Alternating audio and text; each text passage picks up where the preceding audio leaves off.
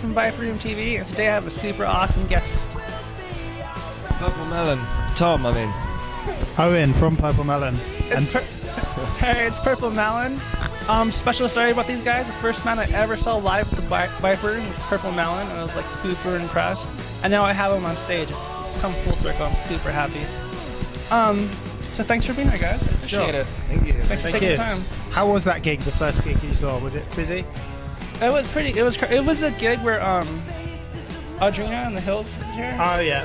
Yeah, it was a little crazy. Yeah. Won't stop calling us all the time, hassling us. Yeah, give it up, Audrina. We're taken. But I was amazed by your sound. Like, you guys won me over. I was like, damn, this man is good. Yeah. All right. So that's my first question. Your sound is different from the other band on the strip, and it's really mature, especially for you guys being so young. Where does that come from? It just comes.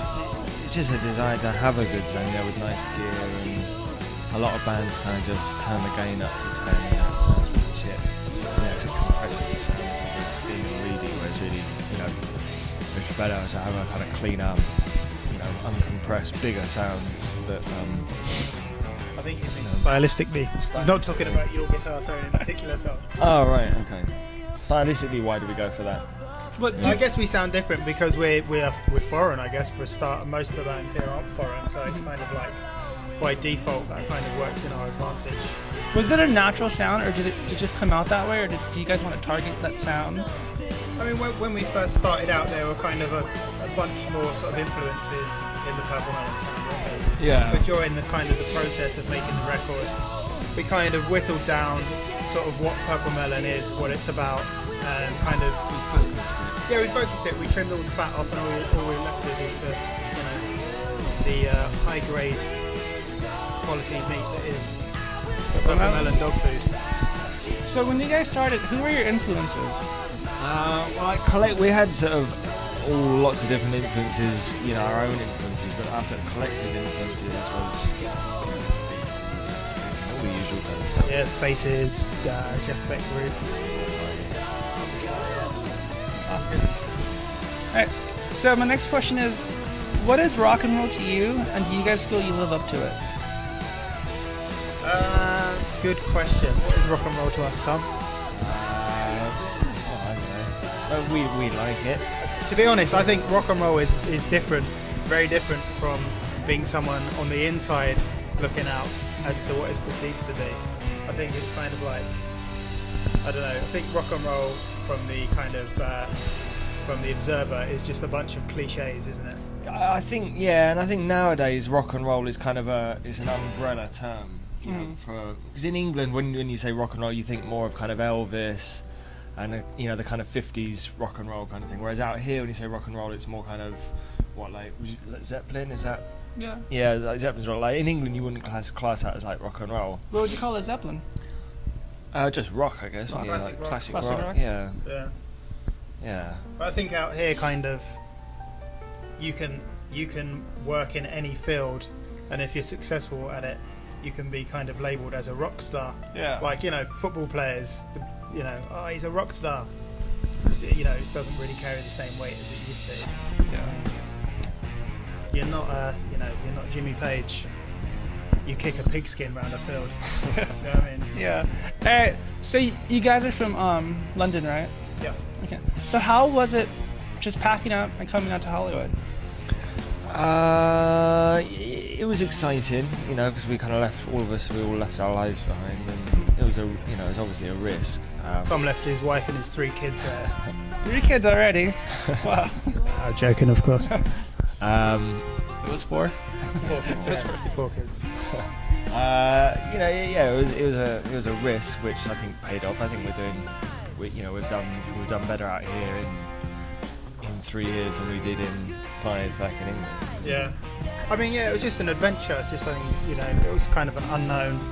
We just kind of packed up and went for it, and we didn't know how long we'd stay out here for, how well it would go. Just one of those things you had to sort of just take a leap of faith and go for it. How long have you guys been together since the beginning? 6 years. Yeah. About 6 years. Yeah. How far do you guys plan to go? How long do you plan to go?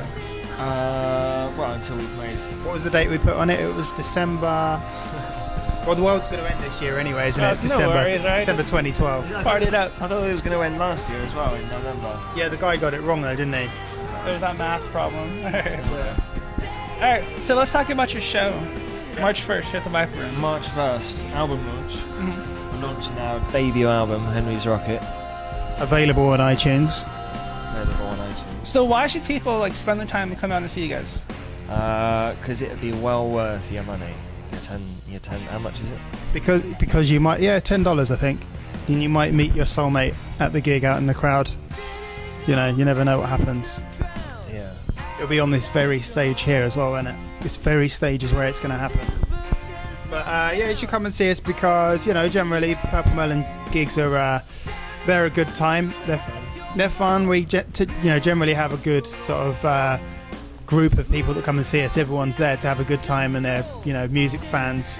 No nonsense, just Yeah, I noticed your shows are they are more fun than other shows. There's a greater energy. Yeah, it's here. weird. It's kind of almost like a sort of social gathering. Yeah, it's unique. It's Yeah. something you have to come out and check out. I wouldn't say it's a cult or anything like that, but it's definitely got a different vibe. Yeah, isn't it weird? A bit weird, no? Alright, so let's talk more about your album coming out. What's special about that album, and why should people get it? Good question. It's special because it's the only Purple Melon album available on iTunes right now. One of a kind. I don't know, it's just something we spent a lot of time doing. We were in the studio for a long time doing it, and before that we spent a while working on the songs, crafting the songs. And I don't think it sounds like any other band that's kind of out there at the moment, really. It has hints of the past, but it's kind of young and exciting and sort of has a freshness to it. But obviously, that's just our opinion. Do you guys have a favorite song on the album?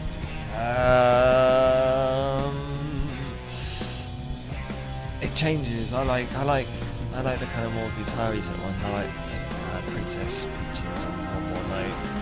I mean, yeah, we have different sort of we like different songs for different reasons. Some just because of a fond memory of something that happened in the studio whilst making it. Some, one song may have like a really sort of amazing sort of section that happens just off the cuff. But yeah, I'd say my favourites are probably like Henry's Rocket, the title track. Let Me Love You, it's a good one. It's always a good live one. What's behind Henry's Rocket? Where did that come from? It's about a little boy in England. I just read about it in the paper where he lit a rocket, like a firework, and it blew up in his face. That's what I'm saying. The song's not really about that. The song's not about that. Okay. I just like the title. Yeah, the newspaper title was Henry's Rocket. I think there were some more words after that. There are more words in smaller writing underneath it. It's just an explosion. Alright, how have your experiences been at the Viper Room? Good. I'd say it's probably our favourite venue, isn't it? Yeah, the Viper Room is it's kind of, we always enjoyed playing here. It's, the sound here is really good, and it's a really good size venue. And we'll always be fond of it because when we first came here, we were playing to a bunch of strangers. The room was half full, and then gradually gig after gig, it'd get busier and busier, and then got to the point where we were all just really pumped to play it, and the curtains would open and it'd just be absolutely packed. The first few gigs you'd recognise people and you'd know them from previous shows, and then all of a sudden there became a point where the curtains would open and it'd just be a whole bunch of people you kind of didn't know that had just come to see you from the buzz you'd created. So yeah, the Viper Rooms, they've been really good to us, and we've had a lot of good memories and gigs here. This Thursday will be no exception. How do you feel about the music scene right now on Sunset Boulevard? Or just in Los Angeles in general? I think it's more open than some other music scenes, but I don't you know, it's the same. I think in any city, it's kind of it's okay. You know, it's nothing. I don't think there's anything real special going on at the moment. I mean, a good point is at least there is some sort of scene here. Whereas, The good thing about them seeing in LA, at least I can't speak for other cities, but at least compared to London, people are a lot more open and they'll go to a show. They'll save judgment till they've watched a show, as opposed to it being anything to do with what's, you know, fashionable to like at the moment. yeah, people will go out, take a chance and go and see a new band here, or they'll just go to a venue and just then be like, oh, who's playing tonight? And then check it out rather than, you know, or this band's playing, I have to go out and see them and that's it, I won't go out for the rest of the month or something, you know. People here just like going out and see music. They like rock and roll here. Yeah. Alright, so what's the craziest thing that's happened to you so far since you've come to California? Probably this interview. Yeah. Of course. It's wild. Pretty wild. Yeah. I don't know, you know, too many wild things to mention, and some of them we shouldn't mention. It's funny when you ask, you can never sort of think of any particular one off the top of your head, can you? Yeah. So many. There was the that one, and there's the one with no. Alright, cool. Alright, our last question. Both for each of you. You're a bartender at the Viper Room. You could create any drink you want. You could put anything in it. What would you call it, and what would you put in it? Ooh. I don't know. I guess that'd be kind of fun, wouldn't it? You just get to put anything you want. Anything in the entire world. Anything in the entire world that's fluid, obviously. I don't know. You could put an elephant in there. Right? I guess you'd. I don't know. What would you put in there? Don't know. I was thinking about maybe like putting like a Big Mac in a blender, adding a bit of vodka to it, and, you know, calling it a gut buster or something. Just off the top of my head. You could put like a traditional sort of English meal, like sausage and mash. Yeah, sausage and mash. Blend it all up, and I don't know what. Yeah, shot glass. But what alcohol would you mix to it? I guess you'd put some vodka in it, cut it down a bit. Awesome. Yeah. Take the edge off the starchiness in the potatoes. Or something. Alright, where can your fans contact you at? Yeah, you can find me on 31042. No, I'm not going to do that. A little joke that was. You can contact us on Facebook. Purple Melon Music. /Purple Melon Music. Or you can come to the gig and just shout out abuse or shout out whatever you want, and then there's a chance we'll reply to you via the microphone through the PA system. Yeah, various Twitter. ways. And Yeah. what's that? Yeah, you can put us at /purple_melon. The best thing you can do is just type in Purple Melon into Google, and all like the, you know, where we can be found on the cybernet.